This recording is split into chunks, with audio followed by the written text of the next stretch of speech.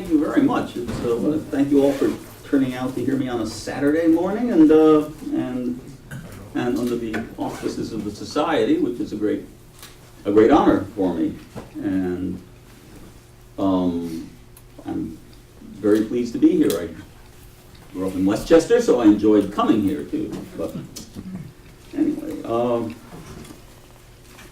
we tend to see the Civil War largely as a land affair. You say Civil War, and the chances are your audience will think of Gettysburg or Shiloh or Antietam. It's unlikely that they'll remember the Navy, and the reason for that is clear. The number of those who served on land and on sea are totally disproportionate.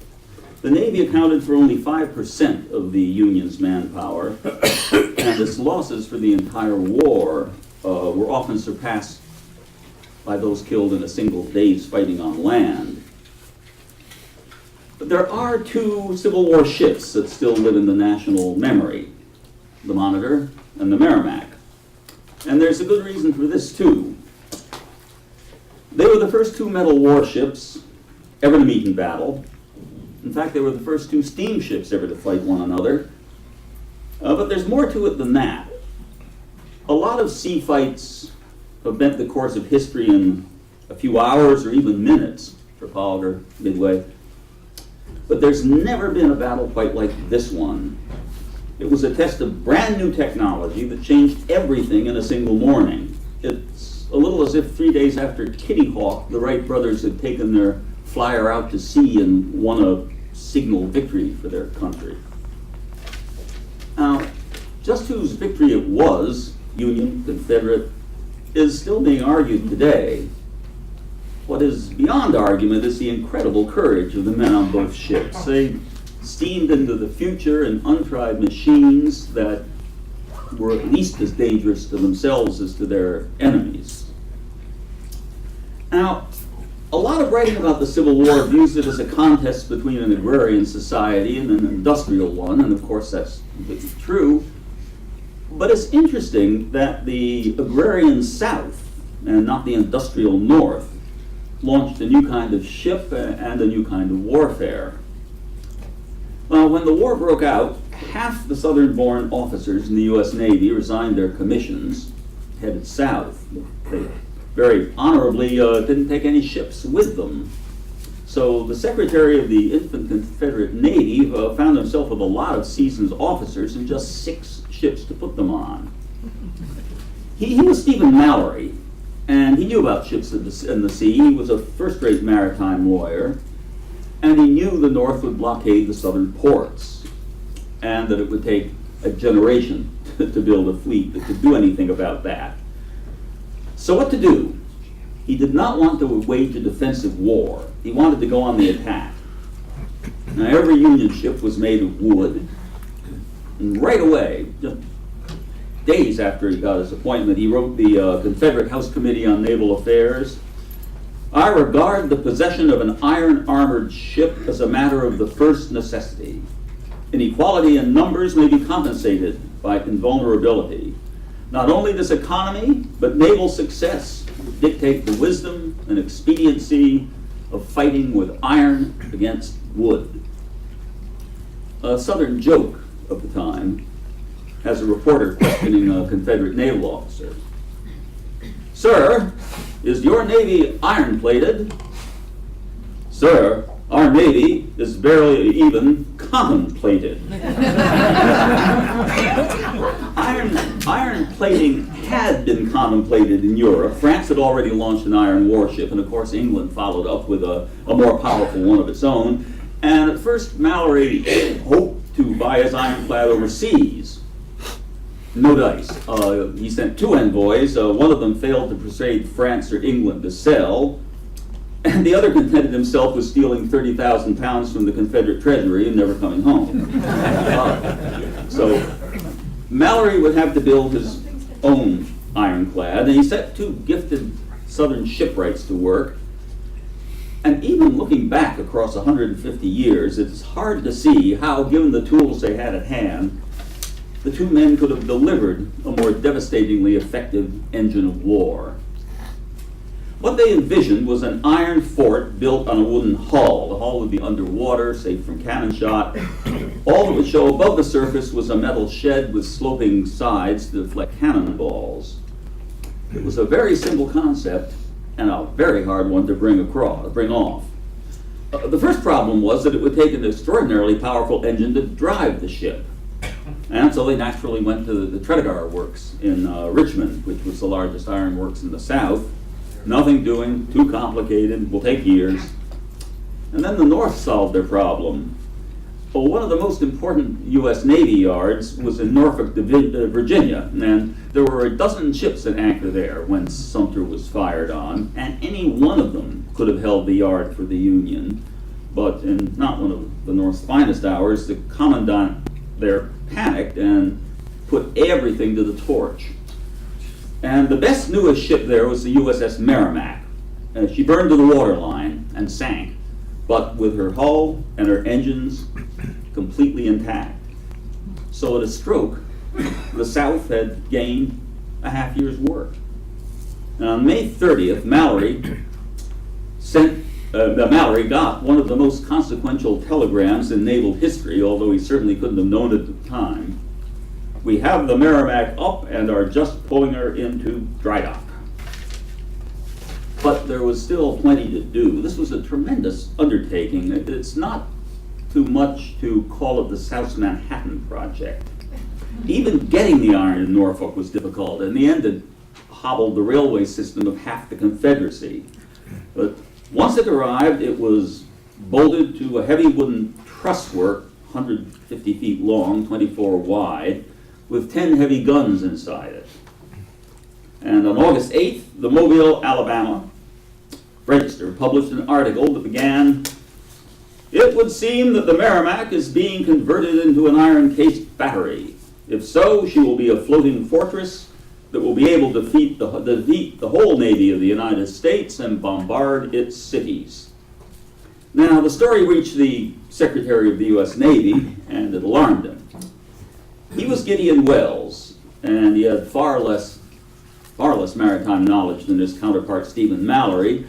But Welles was a Republican Party stalwart, and when Lincoln was elected, he was pretty sure he'd get a cabinet post, and what he wanted was to be Postmaster General. But instead, Lincoln gave him the Navy. Well, he turned out to be wonderfully able, and by the time he started fretting about ironclads, he'd already established a blockade along 1,000 miles of coastline. But again, all wooden ships. And now this. Welles was worried not only about the iron ship, but about where it was being built. His blockade began at Chesapeake Bay and stretched all the way down to the Florida Keys, but the most crucial part was at Chesapeake. As long as his ships were on station there, they could strangle the ports of Virginia, which were the Confederacy's most important. Now, 10 miles south of Norfolk, three rivers come together to form Hampton Roads. It's the largest natural harbor in the world, which opens onto the Chesapeake. Put an indestructible warship there, and the North was in bad trouble. If the blockade was broken, it would not only certainly prolong the war, but it might very well bring England into it on the southern side. Though Welles hurriedly established an ironclad board, and it got dozens of proposals. One was for a rubber-clad, which would bounce away cannonballs, and it's a shame this was never built. They chose some ships, but they paid no attention to what would turn out to be the most important one. Now, the Monitor wouldn't have existed if a man named Cornelius Bushnell hadn't had a problem. He was a railroad guy who talked the board into accepting his plans for an ironclad if he could guarantee it would float. And guarantee was a big word, and he didn't know how to give one. So he talked to a New York ironworks owner he knew, and he said, "Got just the man for you. He knows more about iron ships than anyone living. He's a Swedish-born inventor named John Ericsson. He lives in New York City. You go see him." Well, Bushnell set out that very night, and the next morning he went downtown to Franklin Street and knocked on Ericsson's door. He was met by a strong-looking man in his late 50s who stood like a soldier. Now Bushnell introduced himself and said what he wanted. Ericsson asked to see the plans. And after he'd studied them, he gave Bushnell the good news. Your ship will float. Bushnell thanked him, and as he was starting to leave, Ericsson produced a dusty cardboard box and asked if Bushnell would like to see his idea for a new kind of ironclad. Bushnell said he would. John Ericsson is a puzzling figure among American inventors. He turned the course of a whole war. He had a mechanical genius equal to Edison's, and yet today he is hardly remembered. And I think possibly his personality has to do with this, because from first to last he was haughty, prickly, quick-tempered, always in a rage when things didn't go his way, and very often when they did, he always had a grievance. He was born in 1803 in a Swedish mining town. He was a capable engineer from the start. He was surveying the route of a canal across Sweden when he was still so small he had to stand on a box to reach the transit. He joined the Army at 17, and by then he'd invented an engine that ran on hot air instead of steam. He was just getting famous for this when he began a complex personal life by getting a young noblewoman pregnant, and the fallout from that sent him to England, where he helped develop the first steam locomotives. And he got interested in steamboats. Now, success, of course, has 1,000 fathers, but it is entirely possible that Ericsson invented the modern propeller. One of his ships caught the eye of a man named Robert Stockton. He was a New Jersey grandee who was high enough up in the U.S. Navy to commission Ericsson to come to America and design the first propeller-driven warship in any navy. It was called the Princeton, and Ericsson did it all: engines, propeller, and an enormous cannon. Everything went well at first. The Princeton's sea trials were a triumph. But then Stockton began to get jealous, and he felt his designer was getting too much credit. So he decided he'd build an even bigger cannon for the ship, one he designed himself. He called it the Peacemaker. Military euphemism is nothing new. And he took the Princeton and it on a promotional visit to Washington, where he threw a party on board for President Taylor and his entire cabinet. 100 guests came up on deck to watch the Peacemaker go through its paces. But Stockton didn't understand metallurgy as well as Ericsson did. And when he yanked the firing lanyard, the gun burst. It killed the Secretary of the Navy, the Secretary of State, and 4 others. And Stockton very gallantly immediately blamed Ericsson. He said that he, Stockton, had designed everything in the Princeton except for the cannon, which was Ericsson's baby. And he spent the rest of his life making sure that Ericsson didn't get paid for his work on the ship. So when Ericsson brought out his box, he was angry, and this time with considerable justification, at the U.S. Navy. What was in the box was a cigar-shaped thing with a bulge in the middle. It was a germ of an entirely revolutionary warship. Unlike the Merrimack, it was all metal. And that bulge was a turret that could revolve and point its guns at an enemy no matter which way the ship itself was heading. That turret would contain only 2 guns, but they were huge ones. Bushnell was completely won over. Good for him. He knew that Ericsson's design might interfere with his own ironclad's adoption, but he immediately went to Wells with the model and said, "Here is the means of perfect protection." And now Abraham Lincoln comes into the story.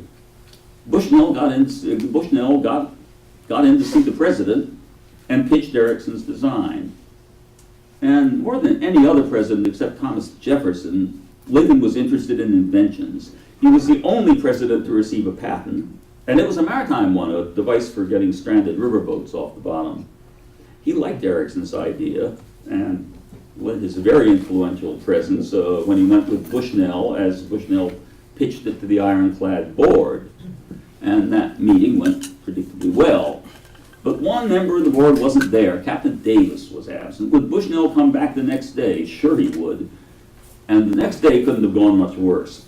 When Bushnell finished his presentation, Captain Davis put his opinion in biblical terms, the book of Exodus. He pushed the model aside and said, "You may take that little thing home and worship it.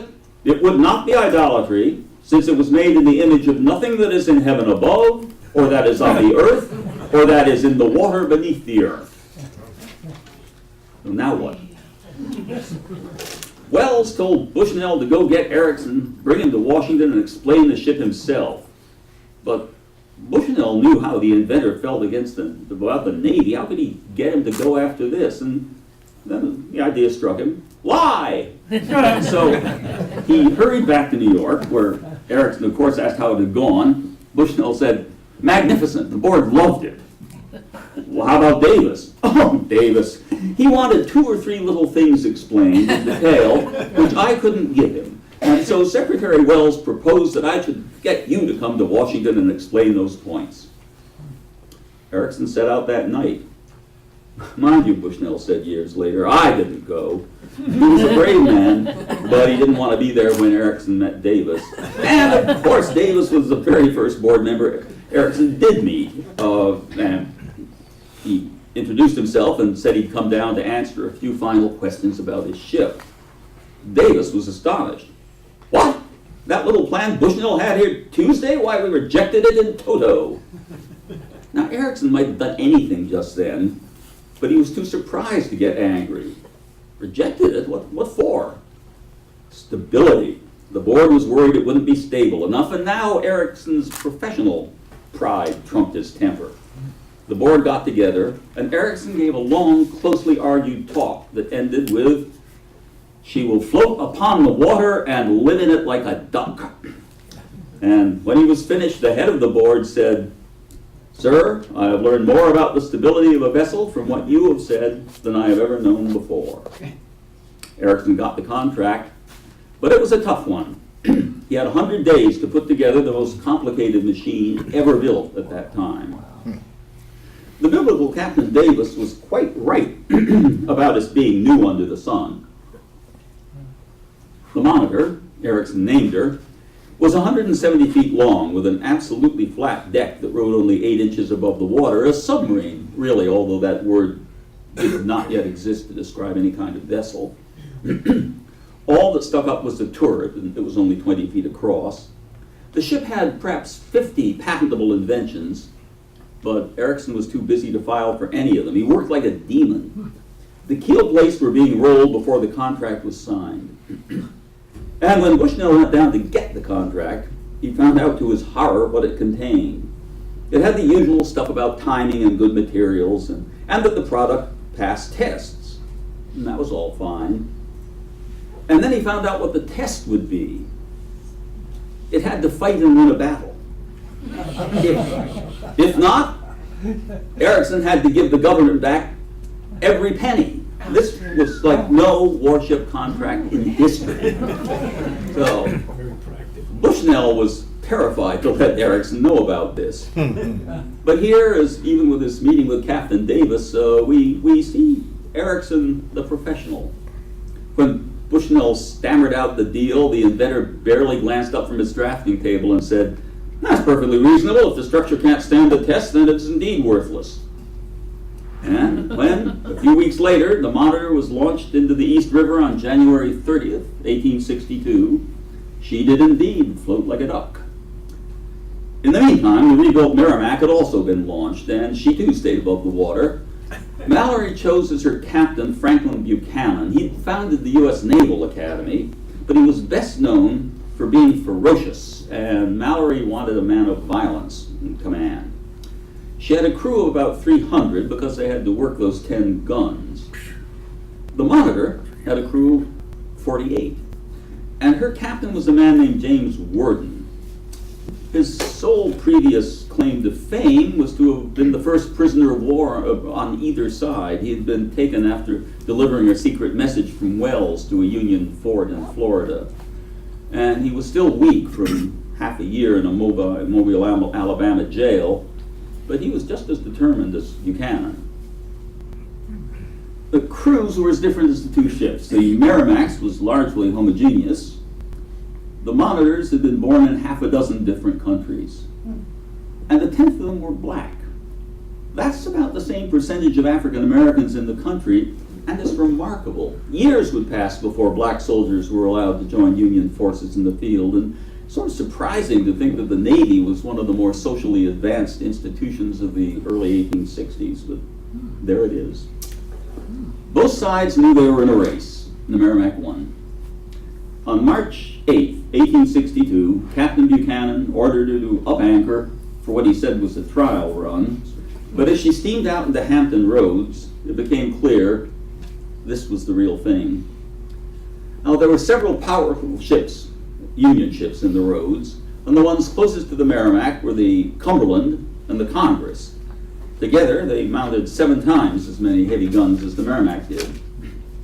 Buchanan went for the Cumberland first. Someone aboard her called out, "That thing is a-comin'!" They'd been waiting for the Merrimack for weeks, and they thought they were ready for her. The Merrimack closed to within 1,500 yards before opening fire, and a lieutenant on the Cumberland told what happened then. That first shot passed through the starboard hammock netting, killing and wounding 9 Marines. These men, the first to fall, were carried below, and their groans were something new to us and served as an introduction to a scene of carnage unparalleled in the war. The Cumberland returned fire, but as pilot said, the shot bounced off her mailed side like India rubber. The Merrimack kept coming on.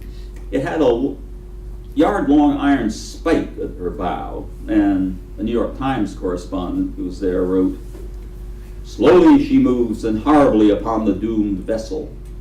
Like a rhinoceros, she sinks down her head and frightful horn. With a dead, soul-rending crunch, she pierces her starboard bow, lifting her up as a man does a toy." The Cumberland started sinking right away. Her gunners kept firing until the water was up to their knees, but no shot pierced the Merrimack. The Cumberland went down in shallow water with her flag still flying and 121 dead beneath it. Then the Merrimack turned on the Congress and soon set her afire. She surrendered. The next target was another Union frigate, the Minnesota, that had steamed over to help and run aground. But the tide was going out, and the pilot didn't want to ground the Merrimack too, and the Minnesota would be there tomorrow. So the rebel ship called it a day. Quite a day. It was the worst defeat the United States Navy had ever suffered, and would remain so until Pearl Harbor, 80 years later. On the Merrimack, 2 sailors had been killed and a few wounded. Among them was Buchanan, and the command passed to his highly capable executive officer, Catesby Jones. Jones went around the ship checking for damage. The Merrimack had been hit 97 times, and no shot had gotten through. The news of the battle threw the entire North into a panic. At a cabinet meeting the next day, Lincoln kept walking to the window, expecting to see the Merrimack steaming up the Potomac. Where was the Monitor? Very nearly at the bottom of the Atlantic. She'd set out from Brooklyn the day before and ran into a storm that knocked out her ventilators, which filled the ship with poison gases. The engine crew passed out. At first it was thought they died, and the Monitor nearly sank twice. But as it began to get dark on the second day, she entered the Chesapeake. The crew heard gunfire in the distance, and then steamed in past the burning Congress and the sunken Cumberland. At about 1 in the morning, the lookouts on the stranded Minnesota saw a small new shape in the darkness, and the Minnesota's skipper, Captain Van Brunt, said, "All on board felt that we had a friend that would stand by us in our hour of trial." All on board felt nothing of the sort. Van Brunt said that much later. At the time, he was appalled. Was this ludicrous little pie plate the best the North could come up with against a monster that had just killed 2 of the best frigates in the Navy? One Union sailor said, "The next morning was a fine one, clear and bright. There was the little Monitor flat on the water like a turtle. We all commenced to comment on her and make fun. Ha! That little thing? Why, we could lick her ourselves." That's certainly what they thought on the Merrimack when Catesby Jones took her out at about 8 o'clock to finish off the Minnesota. Most of the Southern sailors didn't even know what they were looking at. They thought they were seeing some sort of floating water tank bringing drinking water to the ship. As Captain Worden steamed out past the Minnesota, he called to Captain Van Brunt, "I will stand by you till the last." And Van Brunt sent him off with, "No, sir, you cannot help me." Van Brunt had expected the Monitor to stand off and try and pester the Merrimack from the furthest possible distance. But that was not what happened. "Much to my astonishment," said Van Brunt, "she laid herself alongside the Merrimack, and the contest was that of a pygmy to a giant." He wasn't the only one to be astonished. When the Monitor fired her first round, her quartermaster said, "You can see surprise on a ship just as you can on a human being." And there was surprise all over the Merrimack. The Merrimack's first shot hit the Monitor's turret dead on. Everyone in it knew he was part of a whole new kind of ship, and who knew how strong she was.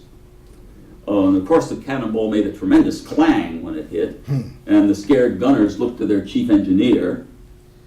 He said, "Did that shot come through?" "No, sir, it didn't come through, but it made a big dent. Just look at there, sir." "A big dent? Of course it made a big dent. But what do you care about that as long as it keeps out the shot?" The executive officer said, "I saw a look of confidence pass over the men's faces. Now mark the condition our men were in. For 48 hours, they had no rest and very little food. But after the first gun was fired, we forgot all fatigue, hard work, and everything else, and went to work fighting as hard as men ever fought." They did on the Merrimack, too. She had more guns, the Monitor was more nimble. Catesby Jones kept trying to get at the Minnesota, and Worden kept getting between them. They fought for 4 hours. Neither ship hurt the other, until a lucky shot from the Merrimack exploded in front of the pilot house and temporarily blinded Captain Worden. He turned over command to his exec, and who drew off to load more ammunition into the turret. Jones, on the Merrimack, thought the Union ship was retreating, and with the tide going out again, headed back to Norfolk. And that was the end of the Battle of Hampton Roads, just 4 hours on a Sunday morning, but what a noise it made. One of the many things that makes it unusual is that each side truly believed that it had won. And that's how it's come down in history. Neither ship sank the other, and so it's often called a draw. Captain Van Brunt didn't think it was a draw. His ship survived, and so did the Union blockade.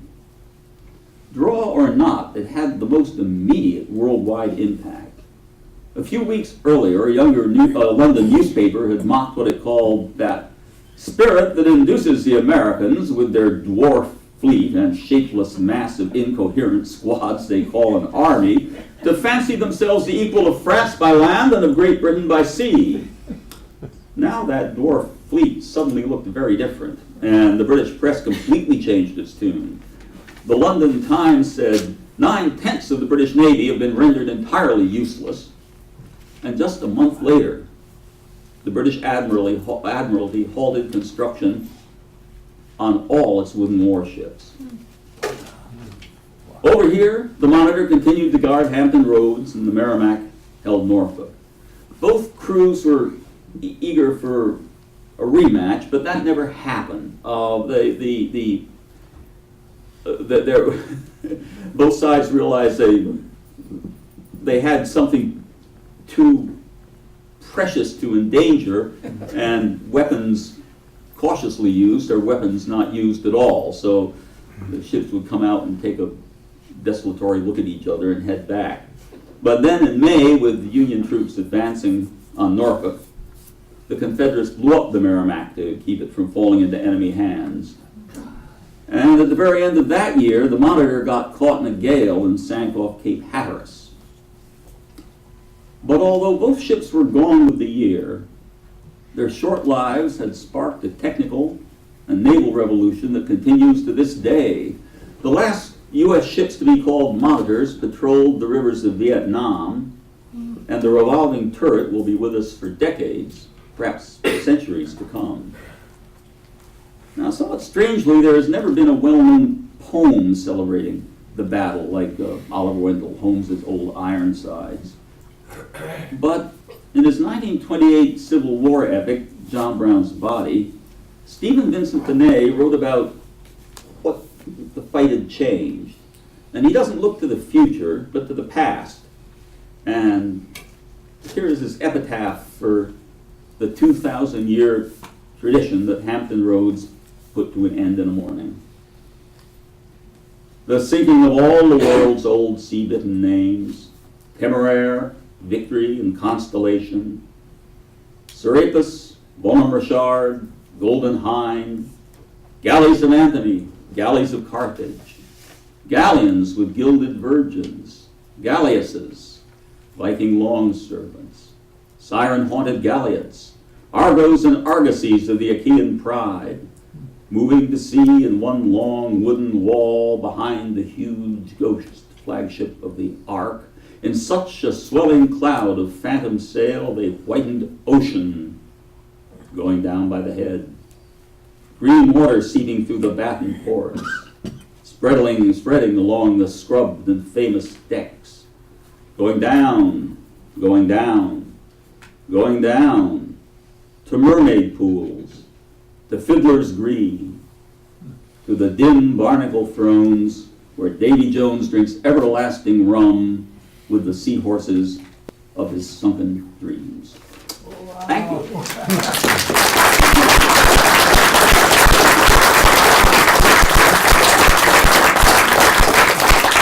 Thank you very much. Thank you. Questions? Wow. Did Ericsson get paid? 5 years after his death. But that's for the Princeton. For the Did he get paid for monitor? Oh, he most certainly did, and in fact, it ignited. Well, you can imagine it ignited a great deal of excitement in New York, and he immediately got commissions. I think there were like 87 monitors were built after on this plan, and he got money for all of them. He became an extremely prosperous man, and in fact, one thing, boy, would I love to have it or even see it. The state of New York gave him a 13-pound solid gold model of the monitor. Wow.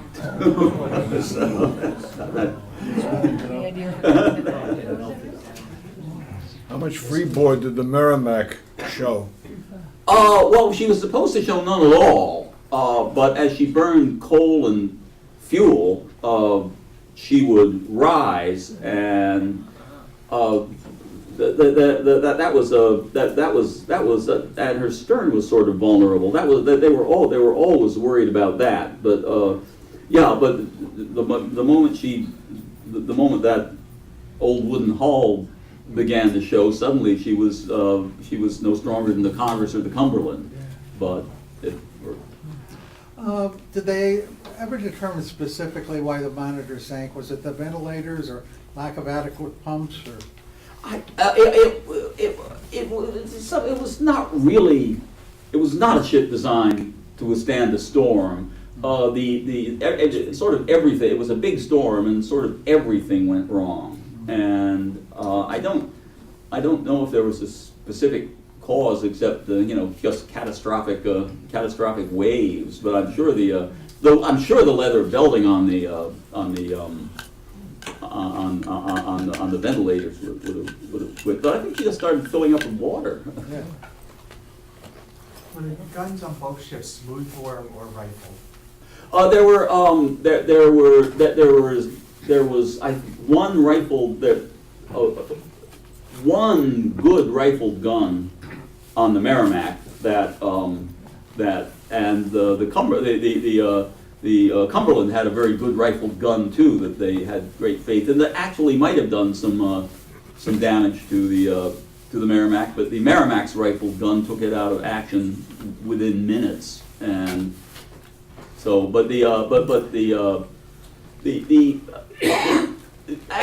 interesting, the monitor was armed with Dahlgrens, and they were smooth bore, but they were fighting under restrictions that in a way went back to Ericsson. Ever since the Princeton explosion, a steady law, even though the years before, the Navy was not allowed to use full charges. They could only, it was later shown that the Monitor's Dahlgrens could have taken a 30-pound powder charge, which would have made trouble for the Merrimack, but they had to load with 15 pounds, so it didn't work. I think you said the Monitor sank off Cape Hatteras. Was there any attempts in contemporary modern times to locate her or to raise her up? Oh my God, yes, well, they not only attempts, it's really one of the most magnificent rescues in marine archaeology. They located her, I think about 25 years ago, and then saw that they gradually saw she was in enough of a state of decay that they couldn't just leave her there, and they made some of a bespoke thing that went like that they were able to scoop up her turret with the guns intact and also her engines, and those are now the guns and turret are being slowly cleaned at the magnificent Maritime Museum in Newport News. It's a thrilling thing to see them there, and that's a great museum, and the whole story of the fight and the genesis of the ships is wonderfully well told. But yeah, they got the guns, and the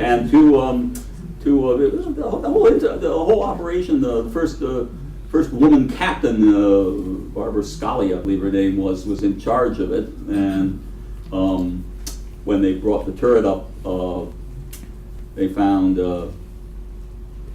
skeletal remains in it, but Navy traditions are strong and long, and that was not how Commander Scully reported the find. She said, "We are actually bringing some shipmates home with us." Could I just say that we've done more than one interesting feature article in Sea History back in the day when they were working on the Monitor, and if anyone would like us to find them and send them to them, just let me know. Oh yeah, the Sea History did a great job covering this. Yeah. How did the weight of shot compare between the two ships?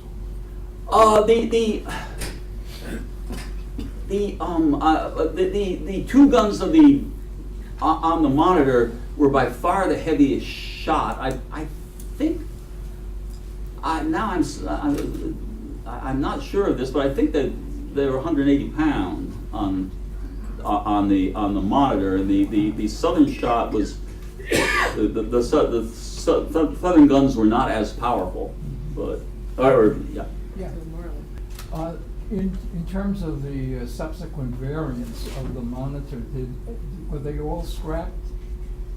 No, by God, they one of them defended New York Harbor during the Spanish-American War, and the last one in service was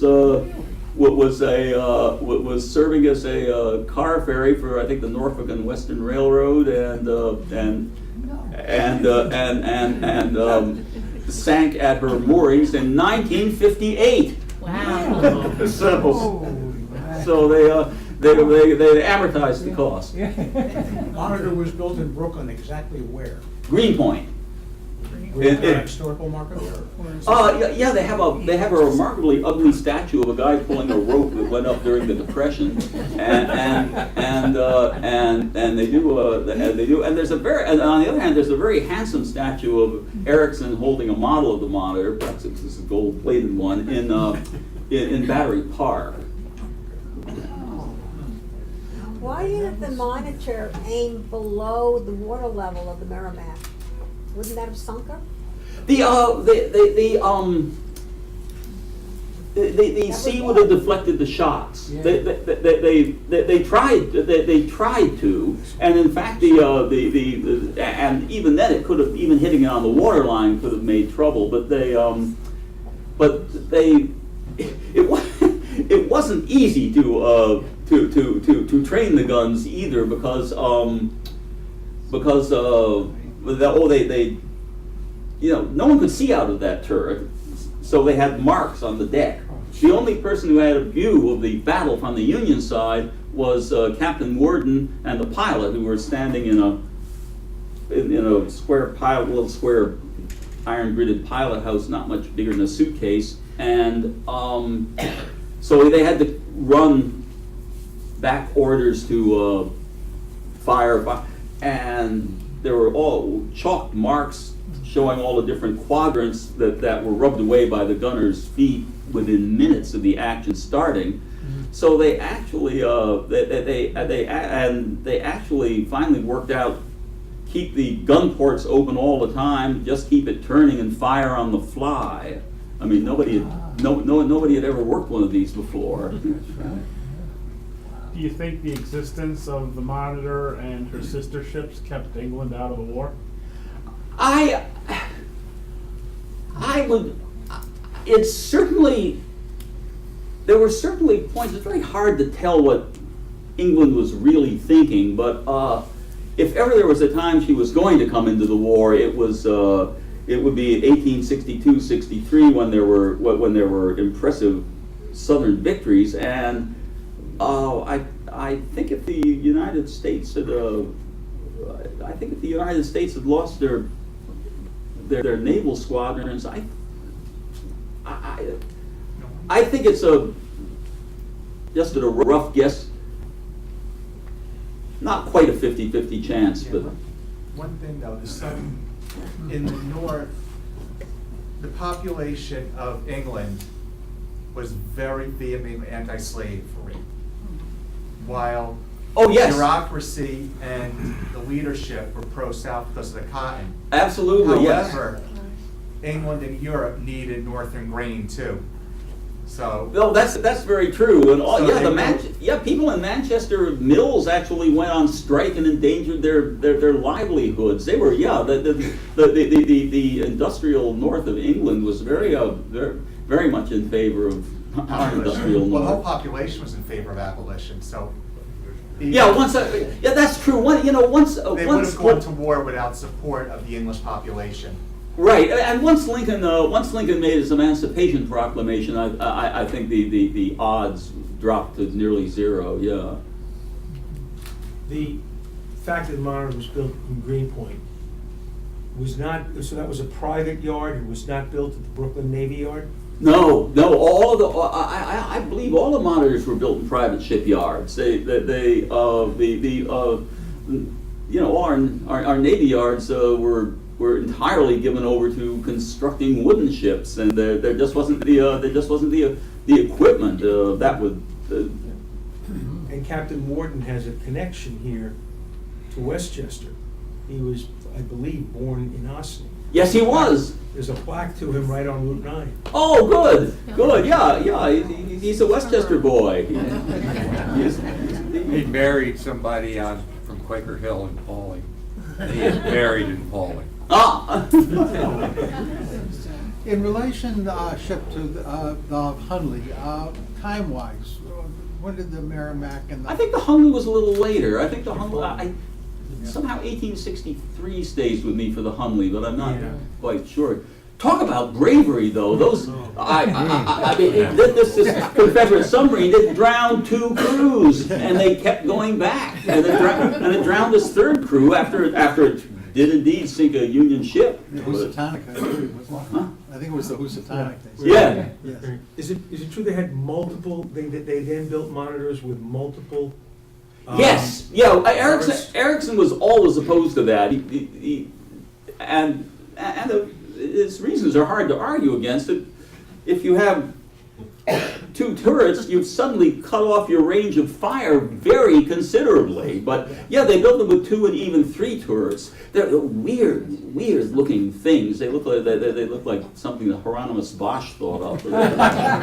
What's to keep the turrets from shooting each other? Right, yeah, and it'd be harder and harder, and even as it was, the Monitor had to be careful not to shoot the pilot house. What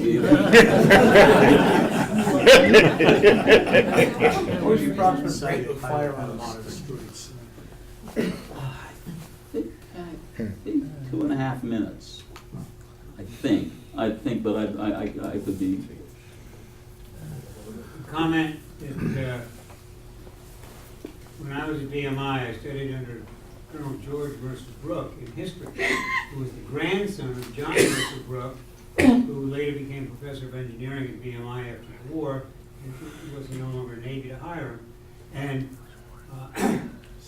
the first, you couldn't sit in his class without getting the story. The next time I saw the complete story was in your book. Well, thank you. I'm sorry I didn't have time for Brooke in my in this talk. He was the he was actually the first person that when Mallory was dreaming of his ironclad, he got a letter from Brooke saying basically all the stuff that Mallory was thinking, and Now, a question though, whatever happened to the men who went down on the original Monitor when she sank? they're still there. They saved quite a few of them. I mean, it was I think there may be less than half the crew was lost. Yeah, wasn't the Monitor under tow at the time? Yes. Yes, yeah, they're taken down to Wilmington she was under tow by fortunately a fairly powerful side wheeler that was able to stand by and take off. I mean, wow, what this putting out in small boats and pulling people off her. It's inconceivable how anybody survived. When the Monitor arrived at Hampton Roads, it was not a surprise to the Union squadron. They knew it was coming, right? Yes, they're both sides. The information flow between north and south was incredibly porous, so yeah, like the mobile register publishing, basically full specs on what they were doing, and there was a lot of talk about the Ericsson RAM in the papers. Yeah, that they were that they had actually been expecting something for quite a while. So, but it's interesting that these things were so new that even though both sides had plenty of warning that look, these armored ships are coming, universally when they first saw them, they did not know what they were looking at. Seems, if I understand you correctly, the effective final weapon for the first sinking for the Merrimack was the ram, which puts her in the same category as the Greek hurried. Yeah. Absolutely, no, yeah. The moment sail power replaced oar power, the ram became completely obsolete as a naval weapon, and until steam. Suddenly it's and they were building they were building ships with rams right up through the turn of the century. I noticed you refer to the Merrimack exclusively as the Merrimack and never the Virginia. Is that a northern versus southern thing? In other words, if this talk was being given down in Georgia, would they be referred to as the Virginia? Oh, yes they would, and they'd yell at me, and and although I know it's not much of an advertisement for the book, I wrote a whole chapter about this. Because here's the thing, they christened her when they got her up and recommissioned her, she was of course the CSS Virginia.